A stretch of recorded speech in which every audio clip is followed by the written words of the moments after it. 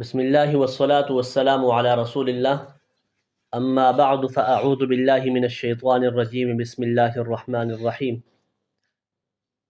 حضرت ابو موسیٰ اشعری رضی اللہ عنہ سے روایت ہے کہ حضور نبی کریم صلی اللہ علیہ وسلم نے ان سے ارشاد فرمایا، تم کہو لا حول ولا قوة الا باللہ، یعنی الفاظ کہو جس کا ترجمہ ہے کہ اللہ تبارک و تعالیٰ کے توفیق کے بغیر نہ برائی سے بچنے کی طاقت ہے اور نہ نیکی کرنے کے استطاعت۔ نبی کریم صلی اللہ علیہ وسلم نے ارشاد فرمایا، یہ جنت کے خزانوں میں سے ایک خزانہ ہے۔ اور دوسری روایت میں موجود ہے کہ نبی کریم علیہ الصلاۃ والسلام نے ارشاد فرمایا، اے ابو موسیٰ، کیا میں تمہیں ایسے کلمہ کی خبر نہ دوں جو جنت کے خزانوں میں سے ایک خزانہ ہے؟ وہ کلمہ ہے لا حول ولا قوة الا باللہ۔ اس حدیث مبارکہ کو امام بخاری رحمہ اللہ نے کتاب الدعوات میں اور امام مسلم رحمہ اللہ نے کتاب الذکر والدعاء والتوبۃ والاستغفار میں ذکر کیا ہے۔